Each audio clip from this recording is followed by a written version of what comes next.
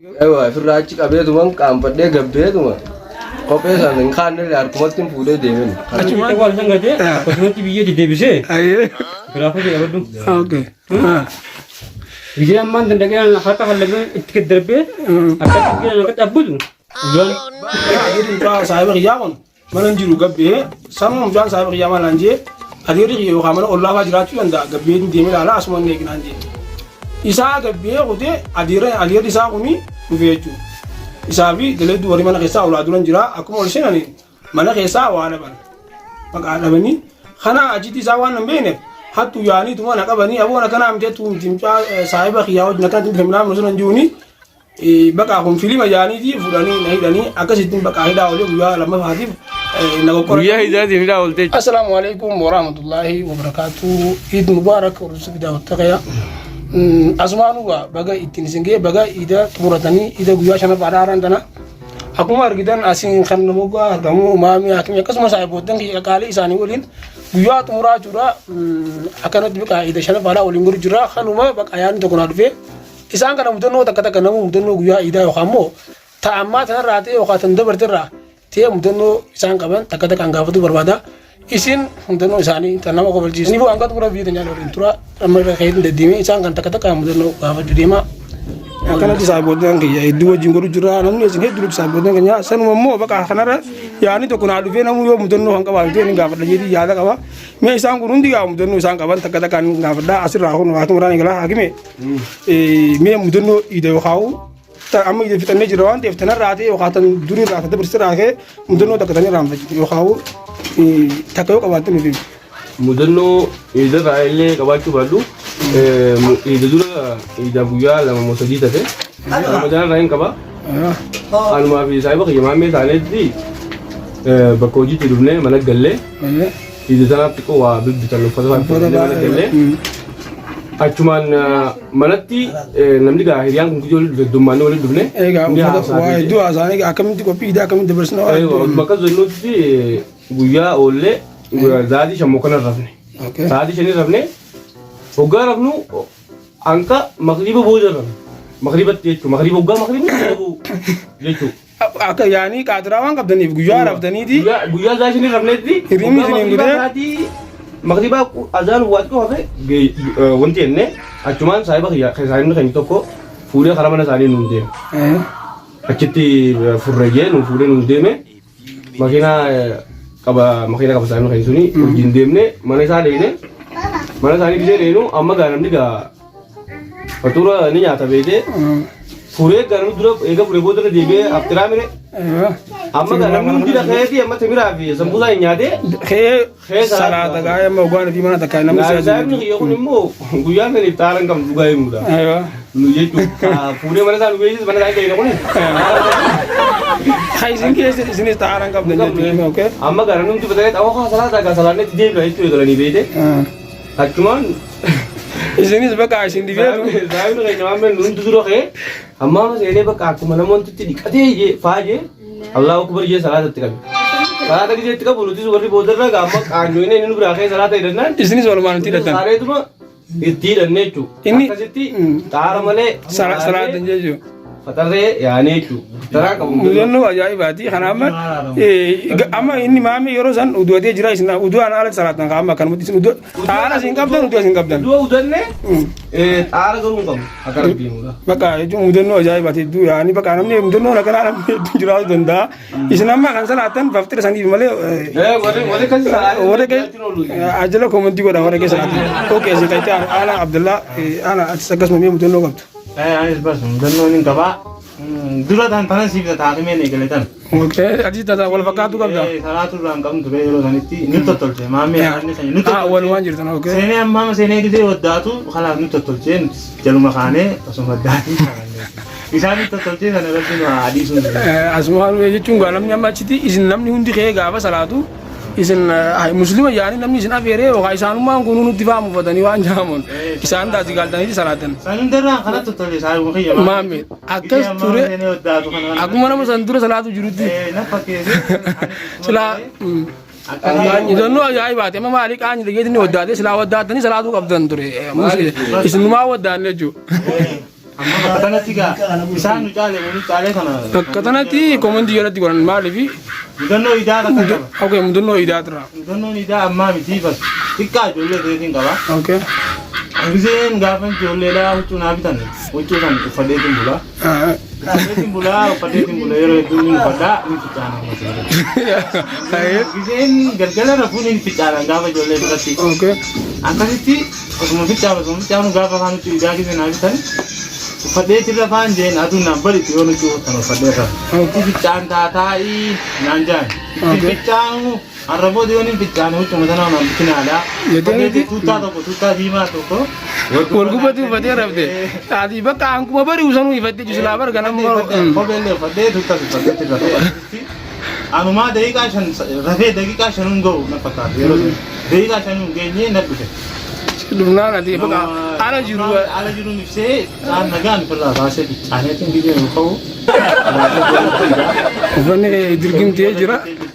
Akkasittiin waan duraan godhu yaada giseen bichaanee gabbeetiin aduu keessa Biye filatti digee bari bari eegu jirta hanga bari usan ifateeti uffata haatee rafuutti hin jirta eeba uffata akkas goote hanga aduun xiqqoo haalaan hutummoo aluman ta'a yeroo hunda giseen ficcaane irratti alan ta'a hanga sira gogogu amma tarii mudannoo ajaa'ibaati amma namni biyyeedhaaf fuudhee bakka narra ficcaane sana akkasitti aragee biyyeedhaan inni godhee firra gogoisee garuu akkam ficcaane immoo biraasa fayyadamaa irra deemanii Ati amma injijjiiranne sira gogoyi ta'an akkasumatti isaan waan hojii jechuudha. Mudannoo ajaa'ibaati silaa kanama uffattee bareeda ture. Okay akkasuma asiin maami atis mudannoo idaa irraa yoo qabaate. Mudannoo hin qabu. Mudannoo akka malee hin qabu. Okay taa qabu. Saayiba kiyya wajjin halkan idaa wajjuma bullee. Okay. Akka tasaa ta'e inni bas maallaqa illee ofirraa qaba. Kophee tana hin bitanne waan ajaa'ibaa. Uffata bitateeti kophee hin bitanne jechuudha. Kopheen isaa san gubbaan ishee haara. Haaruma. Ishee idaanni xiyya kaatee qote ganama. Ani salaata hin deemne qaatiran bulee hirribni naan kufee. Inni immoo akkuma nama ittiin salaatu gabbii edinti yaani tasaa akka nama bitateeti tasaa deemee. Maaliif akkana na goota kophee xiyyamaa kaatti akkana jennaan. Haa ittiin salaateetiin sii deebisa jee waa hedduu gana naa inni ganan gaafadhamu waan kana. Okay. Akkasii giseen fi kutee idaa kutee irra futtiin jira. Amma giseen hirriba quufee lafaa ka'u uffata naqadhee ammaan tana shittoo gurguradhee maal jee giseen fi kophee eeggatu jiru. Kopheen kiyyan jiru. Tasaa ta'in tasan dura fayyadamu jiru. Siif kaayama. Wajjin kaayamee. Kaartoona keessaa hin baasne. Kaartoona wajjin kaayee hin jirtu. Samboota. Amma kopheen isaa tunis gubbaan waan jettu gadi hin baatee deemuun. Nama taatii garuu. Nama taati. Ammoo garuu foolee qabdi keessaa foolee qabdi. Sanduraan yeroo hedduu uffatee jiru baanii foolee qabdi. Yaani saafni qiyyasanis waan kana yoo harkallee bas yaani tana duras hojjaasonnee ture hedduu takka qofallee maal jennee Ismaa'ilu. Asmaanu viidiyoo kana kan argute yaani bakka akka si dubbisu nama jiruumi. Yaani ittiin bohaara'u tana duras hedduu wajjin qofallee yaasa mudannoo tan. Samboota duba tamam si deebisee moo ittiin saraatee dhufee si deebisee moo achumaan qoteen inni qophee ta'e. Dhaggeeffadhu. Ittiin salaatee Sila yaanni isaa numa deebi'a. Akka tasaan nama yeroo dheertuu dura wal harkanii nama san guyyaa salaatuudhaaf wal harkanii achitti namuma san jala irraanfatee kute. Kuteen naan ammaan tana. Kutee kophee dandeetin yaani ifimoratti irraanfatee kophee deedis. Namni sun yaani nama deebuudhaaf yookaan immoo carraa wal harkuun qabdan siifinni. Guyyaa itti aanu faa yoo ta'e malee guyyaa sun wal harkuun qabdan. Okay. Deemee mi'aan amma gizeen hirriibaa ka'u. Kopheen hin jirtu tama isaa kanan barsiisu waan kaadde. Kopheen bareedudha. Bas xaxaragattee tuma tanuma kaatee bira. Kaadde deemee amma saayibban kiyya ijoollee wajjin. Taasuma bas deddeemee mana nama gisee gorru. Mana isanis manuma saayibba keenyatti. Gisee achi gorru amma baafadhee kophee kaalsii ofirraa baasee kophuma keessa kaa'ee ol seenu. Giseen ol seenu namuu akkuma lallaaloo eegale yaani ifshakku jira guyyaa idaa beekne namni baay'inaan kophee cufa qabaani. Kophee tiyya moo akkamii foolee amma gaa'ee. Lallaaloo eegale. Kana ammaan tana miilli kiyya kun idaa kophee mucaa foolee qabdaala. Abduutuma du'een qabatu. Amma bakka kanatti oguu isaan akkasii kan sana ati garuu san ta'uu beekte miilaan gadi dhaqqilee adii jira waan ta'eef. Maaltu sun dhagaame tu immoo gogaanatti. Akkamiin godhanis kophee fooleen akkana kaatiifi. Sawarra kophee moo kophee har'a guyyaanii daakame fooleen duruu foolee kophee galte yaani guyyuma tokkotti nama foolee kophee tayyootu jira jechuudha. Ifirraa achi qabdee jooti galu. Ewa ifirraa achi qabeetuma qaanfadhee gabbeetuma kophee sana hin kaanne harkumatti hin fuudhee deemen. Achumaan deemneen jechuudha. Deemetiin galee guyyaa kaan saayibni qiyyaa gisee dhufu. Awuma kana nagoota jeeni bas wajjin waan nillee nakkobla. Adillee jechuudha qabale. Ammoo sammuu dhala. Deemu isaa caalaa mana namaa dheedee si qaanyeessu san gardeemi. Amma maal bakka tanatti amma si jalqaba yeroo san isaan ati akka saddeet fira dabarsitee garuu hoggoo kaatee achumaan gabbaatee kuttuu akka kophee dandee taate si booda beekanii jiran jechuudha. Mudannoo ajaa'ibaati amma nama. taa'es ni beekamtu. Amma saayibni geessuun nama jiru. Ni jira. Bakka biyyoo tana. Asumaalu biyyoo tana. Yoo kaan argutee ammallee irra deebi'ee dhiifama akkasii gaafatu yookaan immoo maal jechuun ni barbaada. Saayibu maaliifama maal na gaafate awwatu akka malee zigore yeen na qofla na sabaata. Hedduu nama mudannoo ajaa'ibaa qabdee hedduu nama walchiisee mudannoo hedduu bareedduudha.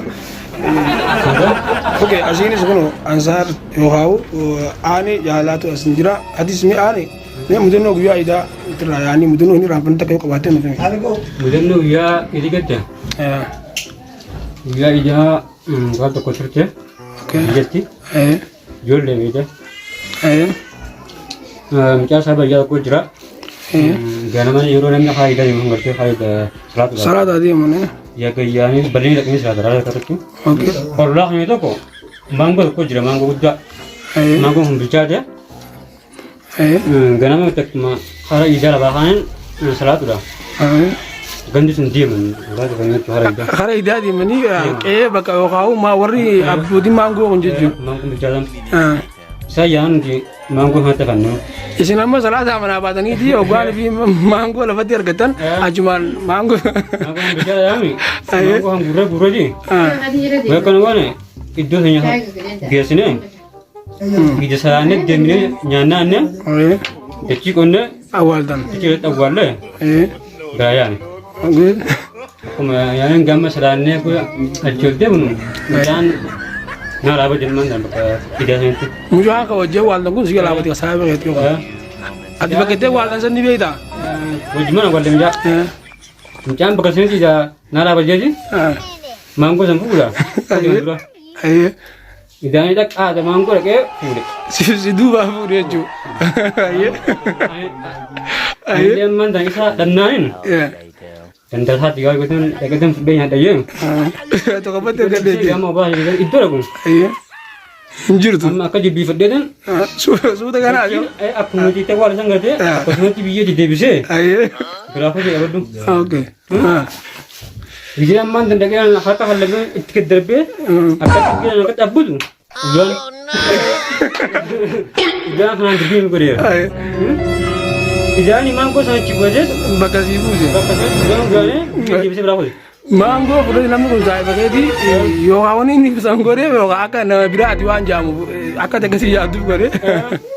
Waan kan gamma xanaa isaa akitti awwaalame akka kafoon ijaarsa deebi'e.